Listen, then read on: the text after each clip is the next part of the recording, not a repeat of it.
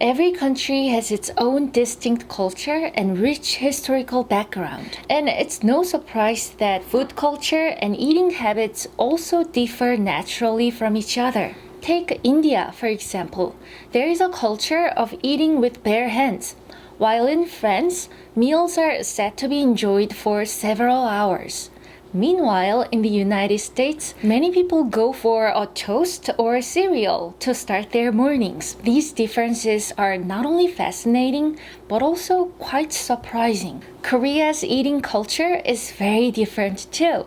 When foreigners come to Korea, they often find themselves taken aback by the local eating customs. Today, let's talk about the top 3 features of Korean food culture that often cause culture shock for foreigners.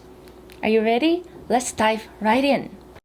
First one is the eating together culture. In Korea, there is a culture of sharing stews and soups not only within families but also among friends, colleagues, and even strangers without any hesitation. This unique culture often catches foreigners off guard and may even cause a bit of culture shock. While Asian countries generally have similar dining cultures, the unique feature of everyone using spoons to scoop from a shared pot is exclusive to Korea. This can be seen as unhygienic to foreigners, as it involves using the same spoon in the soup repeatedly. Most people who have experienced the culture of sharing spoons while eating together with family, friends, or colleagues, well, they might not find it to be a big issue. They would say, what's the big of a deal? But in reality, it's not considered hygienic and it can be detrimental to one's health. Of course, sharing the same side dishes or stew doesn't immediately pose a risk of contracting a life-threatening diseases right away. But it is known that bacteria such as Helicobacter pylori, which can contribute to gastric cancer, can potentially be transmitted through sharing the food. Recently, concerns about this aspect of eating together have been raised, and there is a movement to serve soup or stew in individual bowls. This is a very nice change, but in Korean culture, the act of sharing a boiling pot and scooping with spoons has been seen as a way to foster intimacy. As a result, many people find it difficult to refuse the tradition of eating together. Some people worry that they might appear to be uptight by refusing to participate. Others are concerned about standing out from the crowd. Even foreigners who visit Korea often feel compelled to join in on the communal dining experience, as they want to show respect for the local culture and avoid any unintended rudeness. That is very nice, but I want to reassure you that it's perfectly okay if you choose not to. Although it's been a unique Korean food culture that has been passed down for years, I believe it's necessary to adapt and evolve with the changing times.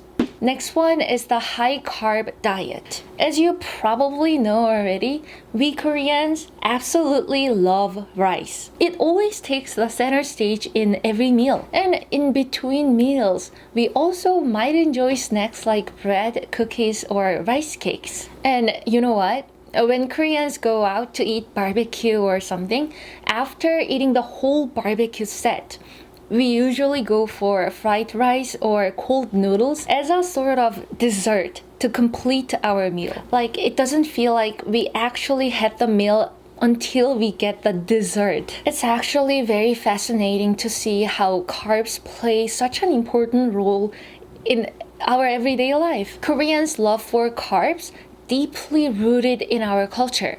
Many Koreans even jokingly diagnose themselves as being addicted to carbs.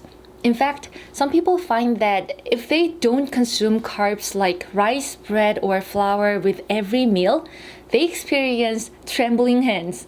Oh, give me some carbs right now, I need them. It's a significant aspect of our food culture here. From the perspective of Western countries, where there is often an emphasis on a balanced intake of protein and other nutrients alongside carbohydrates, Korean food culture can be quite surprising. For example, Koreans usually add rice to ramen, or we have kimbap, with ramen. Most of the time, we add sundae or fried food to tteokbokki. Everything is carb. In fact, according to statistics on the daily nutrient intake of Koreans, carbohydrates overwhelmingly dominate, accounting for 65%. Among these, refined carbs such as white rice, noodles, glutinous rice, and bread make up more than 50%. But I'm not saying carbohydrates are bad.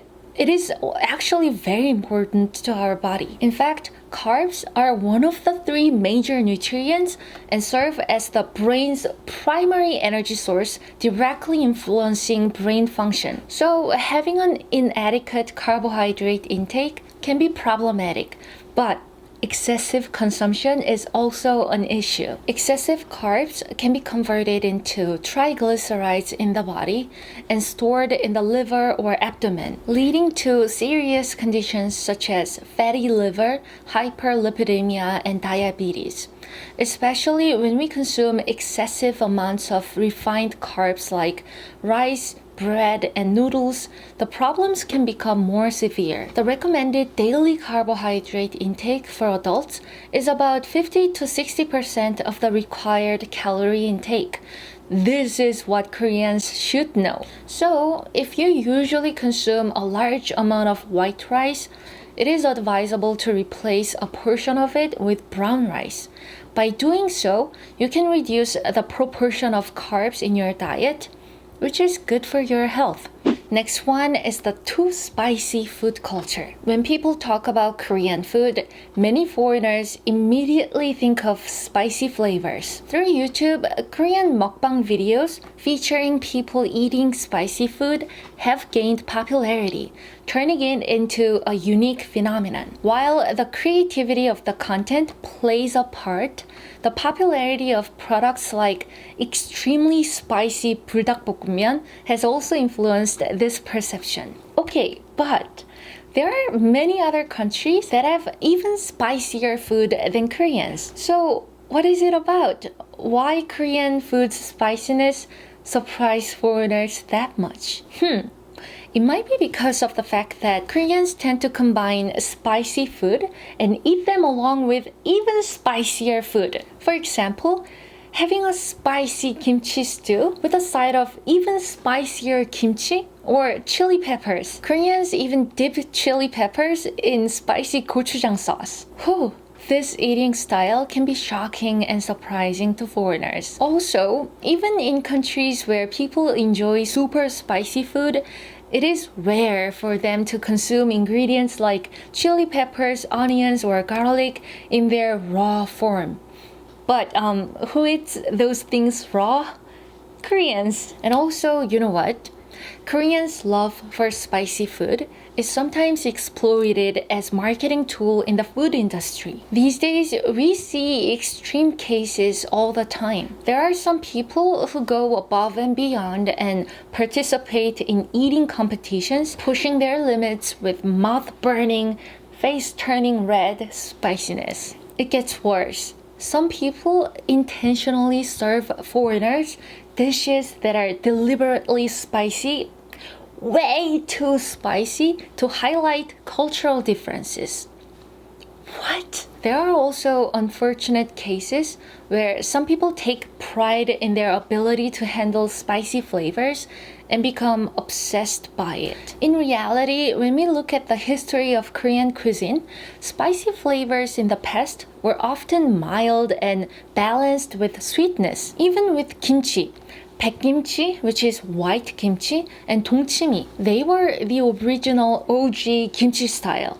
But after the Japanese invasion of Korea, chili peppers from South America or Vietnam began to be imported, leading to the establishment of intense spiciness. While spicy food is known to have benefits such as stress relief and aiding in the elimination of waste, excessive consumption has more downsides than advantages. In fact, statistics show that 80% of Koreans suffer from gastritis. It seems like there's a deep-rooted notion that Korean food must be spicy. As a result, Korean food culture is also shifting towards a somewhat exaggerated pursuit of spiciness.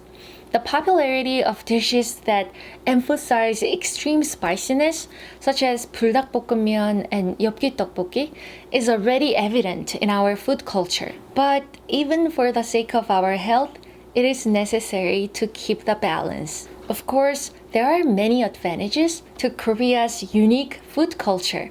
Thanks to the peninsula's geography, high proportion of mountainous regions, and diverse climates, a rich culture of vegetable-based dishes has developed. Oh, also, the fermentation food culture, known for its distinct flavors, has gained global attention in recent years, and it aligns with the pursuit of healthy eating through the slow food movement. But what do you guys think about Korean food? Do you like it? Did it surprise you? Let me know in the comments down below. And yeah, that is it for today's video. Thank you so much for watching, and I'll see you in the next one. Bye!